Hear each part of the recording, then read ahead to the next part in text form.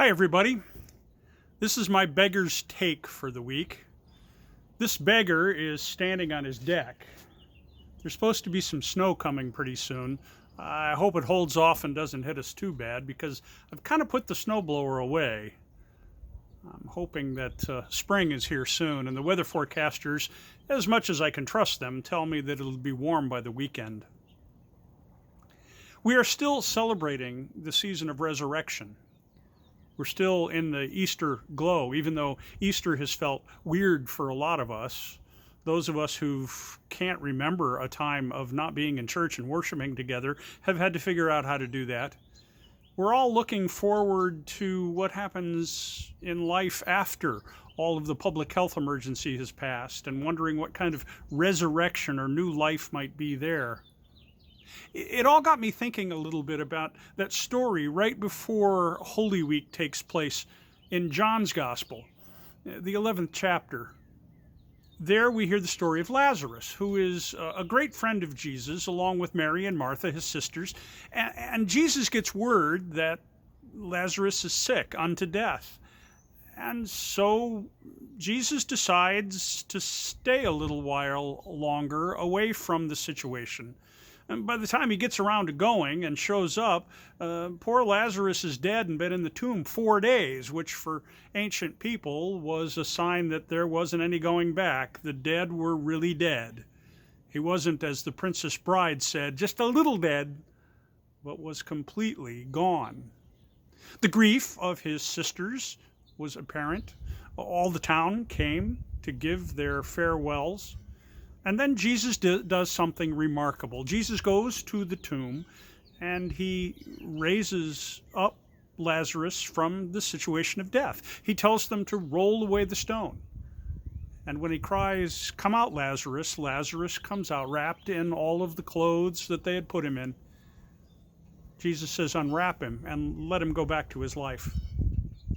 In that story, Jesus asserts for us that he, in fact, is the resurrection and the life. He says, "I am," the very name of God.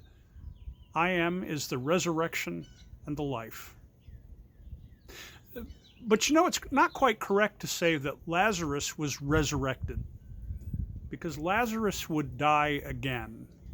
What happened at the tomb of Lazarus was not the same as what happened at the tomb of Jesus. Lazarus was resuscitated, just like all of the other dead who were raised by prophets and those who were raised by the disciples later are not resurrected. They are resuscitated.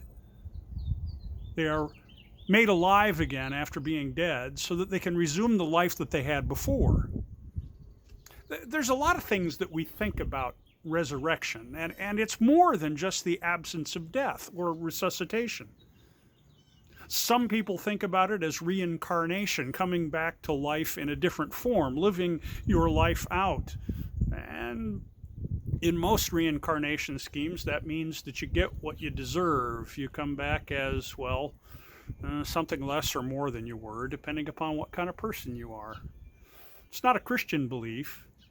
And the thing about it is it still just returns you to the life that you had before.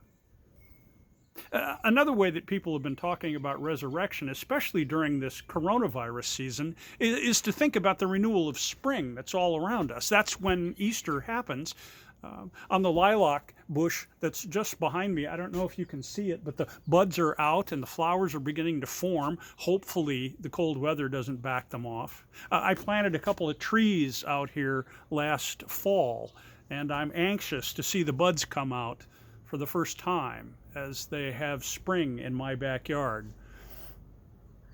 But the resilience of plants and animals and creation, the renewal that happens when we plant and the plants come up and we sow them and the seed falls into the ground and comes up again, the renewal and the resilience of creation is not resurrection either. You see, resuscitation and reincarnation and resilience and renewal, those all return us to the life that we've been living. They return us to what is already. And that's not much hope for the future.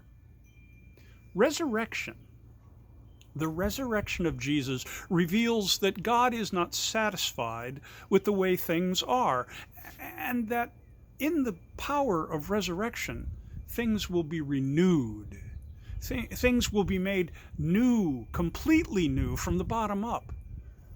It means that our bodies and the creation all around us will have the stain of death and the sting of sin taken away. It means, more importantly, that we will be able to live in union with God without all of the stuff that gets in between us and God. That we will somehow be able to, like Jesus, raised from the dead to resurrection, be united with God in a way, well, that manifests the divinity, the divine image that is created in us.